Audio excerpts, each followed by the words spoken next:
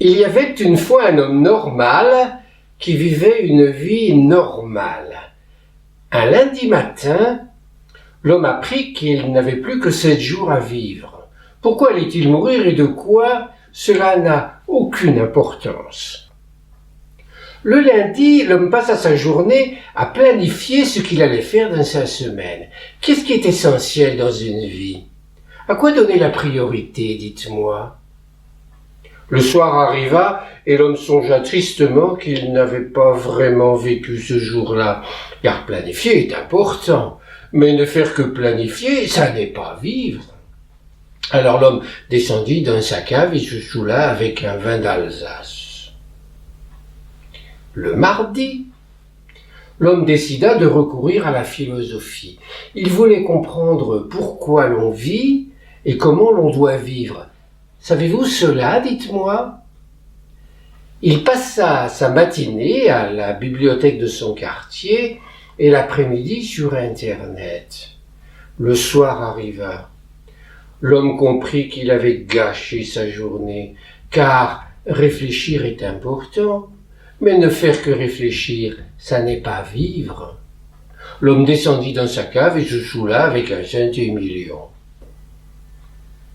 Le mercredi, l'homme décida d'occuper sa journée au plaisir de vivre intensément tout ce qu'il n'avait jamais osé vivre, le permis comme le défendu. Qu'est-ce que vous n'avez jamais osé vivre? Dites-moi. Ce que fit l'homme ce jour-là ne peut pas être raconté. Mais dans l'après-midi, l'homme eut une rage de dents qui lui gâcha tout son plaisir. Il alla chez son dentiste et se fit soigner, puis rentra chez lui très triste. 4 jours plus tard, il allait devoir dire adieu au plaisir de la vie. Alors il descendit à sa cave et se saoula avec un whisky japonais. Car vivre dans le plaisir est important, mais le plaisir est éphémère. Le jeudi, l'homme se réveilla avec une pensée terrifiante. Que resterait-il de lui après sa mort? Que restera-t-il de vous après votre mort, dites-moi? L'homme se mit à ranger ses affaires, mais la tâche excédait ses forces. Puis il envoya un gros chèque à une association caritative, mais devint morose à l'idée qu'il ne profiterait pas de la réduction d'impôts. Le soir arriva. Écrasé par la vanité de sa vie, l'homme descendit à sa cave et en tira une bouteille de vieil Armagnac. Complètement chou, il s'écroula sur son lit. Le vendredi, l'homme tomba dans le désespoir. Il maudit cette vie mauvaise et illusoire qui ne débouche finalement que sur la mort. Éviterez-vous la mort, dites-moi? C'était tellement triste, tellement angoissant, qu'il chippa les anxiolytiques de sa femme et passa sa journée hagard à s'étourdir sur Internet, à jouer à des jeux vidéo et à regarder des nanars à la télé. Sa femme, excédée, le quitta et retourna chez sa mère. Le samedi, l'homme pensa à Dieu. Et si en définitive Dieu existait?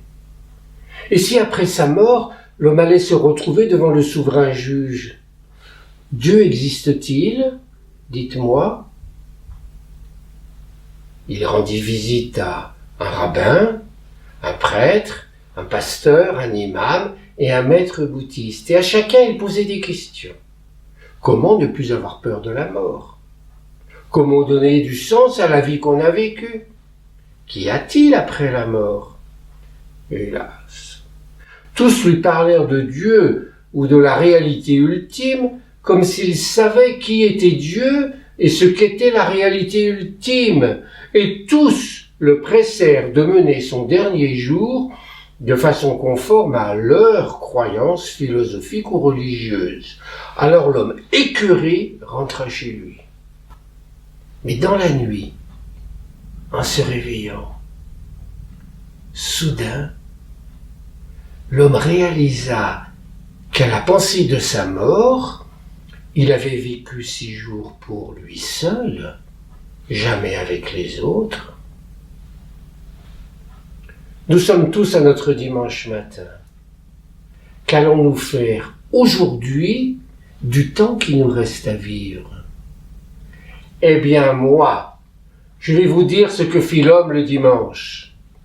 Comme sa femme, bourrelée de remords, était revenue à la maison, il la pria de lui apporter le petit déjeuner au lit. C'était l'un des rêves de sa vie. Ensuite, il écrivit à sa famille et à ses amis pour leur dire qu'il les aimait. Il prit un moment de silence pour parler à Dieu sans même savoir si Dieu existait. Juste pour dire merci pour les bons moments vécus dans sa vie. Après un bon déjeuner, avec un canard aux morilles, il fit la sieste, puis alla aux urgences dentaires parce que sa dent lui faisait encore mal. À la fin de l'après-midi, l'homme joua avec les enfants du voisin. Puis le soir, il regarda le film L'Arnaque, après avoir tiré de sa cave un alcool de Mirabelle qu'il gardait pour les grandes occasions. Et enfin, il se coucha le cœur léger. Il fit l'amour avec sa femme en lui disant qu'il l'aimait, et il s'endormit en se disant qu'il avait vécu là l'une des meilleures journées de sa vie. L'histoire ne dit pas s'il mourut le lundi matin. À vrai dire, cela n'a aucune importance.